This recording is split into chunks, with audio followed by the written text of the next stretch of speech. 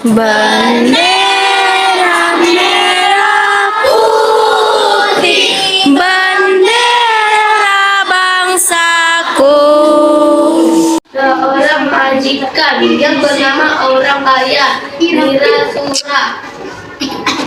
Suatu hari Badang diberi tugas oleh tuannya untuk menebas hutan dan membersihkan semak-semak di sebuah bukit tempat ia hendak dijadikan lahan bercocok. Sambung di belakangnya si Rapsya. Is. Cepat Is. Kuat Is. Ia harus melewati sebuah sungai karena lelah Badang beristirahat dan membuka bekalnya. Kali itu bekalnya nasi kayu dan sambal. Setelah makan Badang duduk memandang ke sungai terlihat oleh ikan-ikan melompat air yang jernih. Berpikir wah kalau aku bisa menangkap ikan itu tentu besok laut untuk bekalku semakin enak. Kuat Is. Kalau ikannya ketangkap lebih dari satu, bisa aku bawa pulang untuk bantu di rumah. Pikir si Badang lalu Badang menebang batang bambu perangkap ikan dari bambu. Ia menyempatkan perangkapnya di dalam sungai. Sambung si Natasha. Esok harinya pagi-pagi Badang pergi lagi untuk melanjutkan pekerjaannya di bukit. Dalam perjalanan, ia hampir di sungai untuk melihat hasil tangkapannya di perangkapnya. Namun Badang terberanjak melihat setumpuk ular ikan di pinggir sungai berdekatan dengan lokasi perangkapnya. Ketika ia memeriksa, terlihat olehnya bahwa sudah ada orang yang mengambil hasil tangkapannya. Tidak ada ikan di dalam tangkapnya, hanya tinggal sisa sisik dan tulangnya. Badang heran, maka ia pun memutuskan untuk mengintai semalaman di pinggir sungai. Sepulangnya dari penebas hutan. Lanjut si Mbak apa namanya yang paling belakang? Mbak Aya. Kuat Mbak Aya. Badang sudah mulai terisi oleh ikan, tiba-tiba datang sesosok makhluk besar bermata merah, bertaring panjang, berambut serta berjalur panjang. Makhluk itu yang mukanya memakan ikan dalam rangka lalu Badang tidak memperhatikan dirinya untuk keluar merangkap dan menangkap jalur makhluk tersebut. Mereka pun berkelahi sampai akhirnya makhluk seram itu menangkapku buah. Lanjut depannya. Kuat. Namun Badang tidak membiarkan pergi. Lalu makhluk itu memohon, kalau Tuhan melepaskan hamba, maka hamba akan memberikan apa saja yang Tuhan minta, kata Badang. Pun berpikir, maka ia mengajurkan permintaannya. Baiklah, aku ingin menjadi seorang yang kuat, gagah, dan perkasa, kata Badang. Lanjut si Wina. Kalau Tuhan ingin menjadi seorang yang perkasa, Tuhan harus merampas sisa-sisa tulang bukan yang aku makan, kata makhluk tersebut. Setelah berpikir panjang, Badang pun merampas sisa-sisa tulang ikan yang berseberang dekat perangkapnya. Lalu ia menguji kekuatannya dengan mencoba mencabut sebatang pohon besar. Ternyata berhasil, ia bahkan bisa mencabut batang pohon tersebut dari tanah. Hanya dengan satu tangan, Badang sangat gembira. Ia mengucapkan terima kasih kepada si tersebut. Dalam sekejap makhluk menyeramkan itu berubah menjadi seekor kakek. Lanjut sampingnya. Kuat. Aku bukanlah makhluk seram seperti yang kau bayangkan. Aku datang untuk menolongmu. Kamu seorang yang baik dan jujur, kata kakek bijak itu sebelum pergi meninggalkan Badang. Malam itu Badang terjebak hutan hingga bersih, lalu ia pun pulang. Majikannya heran ketika keesokan harinya Badang tidak lagi pergi ke hutan. Ketika Badang memberitahu bahwa pekerjaannya telah selesai, tuannya tidak percaya. Orang kaya Nirasura pun memeriksa sendiri ke bukit. Betapa heran ia menemukan bahwa hutan di bukit sudah habis terbakar. Lanjut Naila. Kagum dengan Kuat Naila. kagum dengan keperkasaan Badang, maka orang kaya Surah membebaskan Badang sebagai hambanya dan mempersembahkannya kepada Raja Temasik di istana. Badang juga melakukan perbuatan perkasa yang Mengagumkan.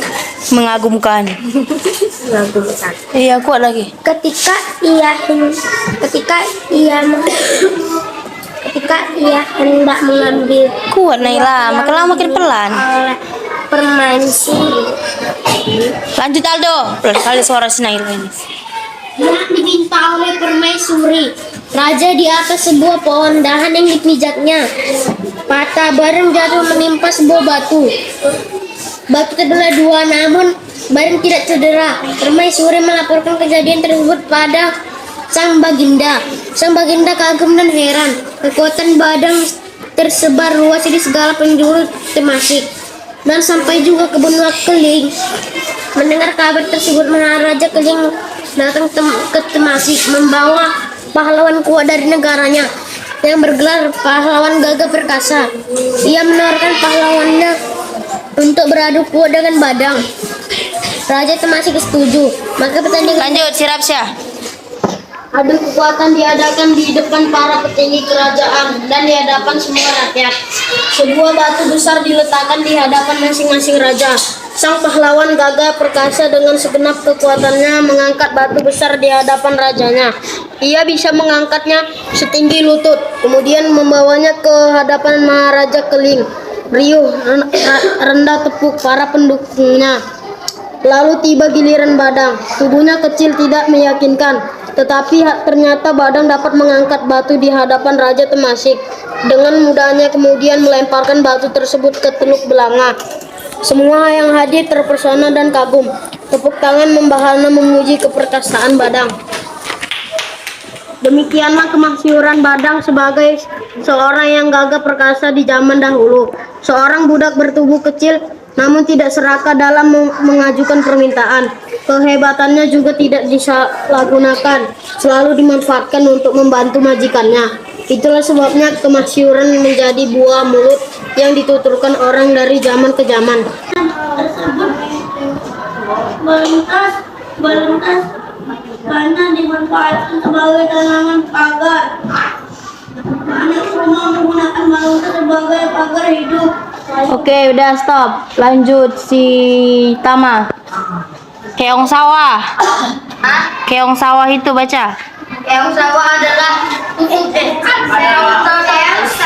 keong sawah atau tutut hidup di perairan dangkal yang berdasar tober. Keong sawah banyak hidup di sawah, rawa-rawa, pinggir danau, dan pinggir sungai kecil. Lanjut Kadapi. Keong sawah berguna untuk membersihkan lumut di kolam ikan. Keong membersihkan lumut atau rumput yang biasanya tumbuh mengambang di atas air. Lanjut si Dwi. Manfaat hewan bagi manusia dan lingkungan. 1. Memproteksi bahan pangan. Manusia memanfaatkan hewan untuk bahan makanan seperti telur, dan susu. 2. Menghasil bahan sandang. Hewan memiliki manfaat terkait tumbuhan seperti kain sutra yang Mulutmu itu Tama, kalau kayak gitu kau paling hebat kau. menghasilkan wol. Lanjut.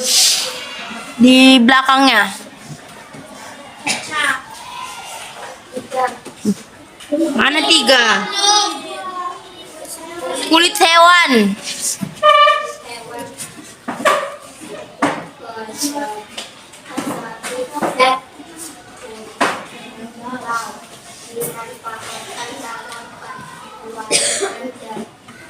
Jaket. Kuat suaramu nak. Penghasilan pasar hasil kerajinan kulit sapi kerbau silakan sebagai bahan pembuatan. Apa? Kursi siapa itu geser-geser terus? Wayang kulit.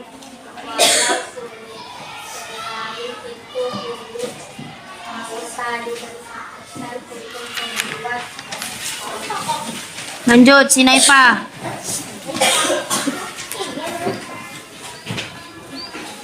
Penghasil pupuk organik. Kotoran berbagai jenis hewan seperti sapi dan kambing dapat digunakan sebagai bahan pembuat pupuk organik yang baik dan tidak membahayakan bagi lingkungan. 5. Penghasil tenaga. Tenaga gajah dimanfaatkan untuk mengangkut kayu. Tenaga kuda dimanfaatkan untuk menarik delman. Tenaga kerbau dimanfaatkan untuk menjembatani. Lanjut, sampingnya si Aldo.